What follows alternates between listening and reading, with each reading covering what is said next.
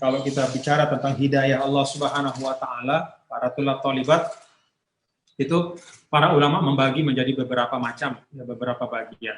Yang pertama al-hidayatul ammah, hidayah yang umum sifatnya. Nah, hidayah dalam makna yang umum yang diberikan kepada semua makhluk, baik itu manusia, hewan, makhluk jin, dan segala macam makhluk itu diberikan hidayah. Hidayah dalam makna apa?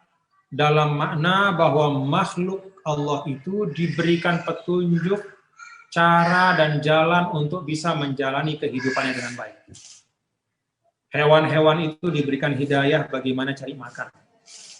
Diberikan hidayah bagaimana mereka membuat rumah mereka.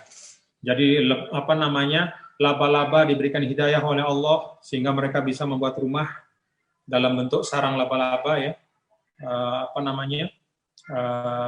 Yang rumahnya itu, lalu di situ dia tinggal.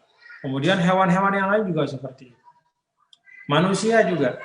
Nah, manusia diberikan hidayah yang umum, dalam arti untuk semua. Bayi ketika dia baru keluar dari perut ibunya dikasih hidayah. Apa hidayahnya? Wek. Nah, itu hidayah kata ulama. Jadi dia diberikan hidayah untuk menangis, untuk menunjukkan bahwa dia perlu sesuatu. Kalau dia haus, dia wek, itu hidayahnya. Gitu. Al-hidayatul ammah, mencakup seluruh manusia.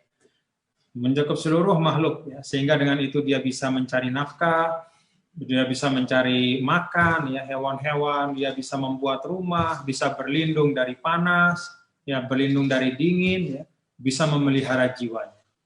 Itu yang pertama. Itu yang namanya al-hidayatul ammah. Yang kedua al-hidayah bima'na ad-da'wah wa tabligh. Hidayah dalam arti mengajak kepada kebaikan. Nah, ini merupakan suatu hidayah yang dilaksanakan oleh para nabi dan para rasul. Ketika nabi dan rasul meninggal, maka kemudian diteruskan oleh para ulama. Wa innaka latahdi ila siratim mustaqim. Engkau wahai Muhammad memberikan hidayah kepada jalan yang lurus. Nah, memberikan hidayah di sini dalam arti apa? Mengajak, berdakwah. Jadi kalau para tulab thalibat nanti sudah selesai di ma'had berdakwah, maka berarti para tulab thalibat meneruskan, ya, memberikan hidayah sebagaimana dulu Nabi kita, Nabi besar Muhammad SAW. Mana yang ketiga dari hidayah itu adalah at-taufiq. Nah, yang ketiga ini khusus Allah yang punya. Tidak ada yang bisa memberikan taufik kecuali Allah. Dalam Al-Quran Allah berfirman, innaka la tahdi man ahbabta walakinallaha yahdi man yasha. Nah, kata hidayah dalam ayat ini berarti taufik, ya. Engkau Muhammad tidak bisa memberikan taufik kepada orang yang engkau cintai. Tapi hanya Allah lah yang bisa memberikan taufik. Ya. Jadi kalau Nabi dan Rasul, kita semua ini, para tulab thalibat, tugas kita itu menyampaikan, bukan memaksa. Ya. Tugas kita itu menyampaikan dengan cara yang baik, ya, dengan ilmu, ya, dengan adab, dengan akhlak. Adapun yang memasukkan hidayah ke hati manusia, Allah Subhanahu wa taala. Jadi kalau kita berdakwah, jangan berkecil hati kalau ada orang tidak mendengar, ya. Jangan bersusah hati kalau orang tidak menerima. Karena tugas kita in alaika illal balagh, ya.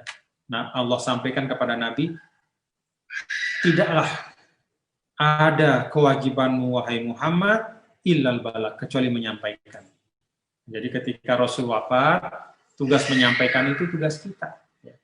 Jadi tugas kita itu bukan memasukkan hidayah, tetapi menyampaikan ajaran yang benar, ajaran agama dengan cara yang baik, tanpa memaksa, tanpa menekan, tanpa mengintimidasi. Selebihnya Allah lah yang menentukan apakah hidayah itu sampai kepada seseorang itu atau tidak. Walakinallaha yahdi man yasha. Yahdi ay hidayat taufiqin, yaitu memberikan hidayah iman ke dalam hati seseorang. Nah, ini makna yang ketiga dari hidayah. Makna yang keempat, hidayah dalam makna al-hidayah ilal jannah. Allah yang memasukkan orang ke dalam surga. Wa inna yahdihim rabbuhum biimanihim tajri min tahtihimul anhar. Yahdihim di sini ay yahdihim yudkhiluhum ilal jannah. Nah, ini juga bagiannya Allah. Jadi jangan sampai ada kita yang mengeluarkan kata ungkapan seakan-akan orang masuk surga itu adalah karena kita bisa memasukkan orang ke surga, kita bisa memudahkan orang masuk ke surga. Tidak boleh. Yang punya kemampuan, yang punya hak, yang punya kewenangan untuk memasukkan siapapun ke dalam surga itu adalah Allah Subhanahu wa taala. Ini hidayah yang paling tinggi kelak di akhirat.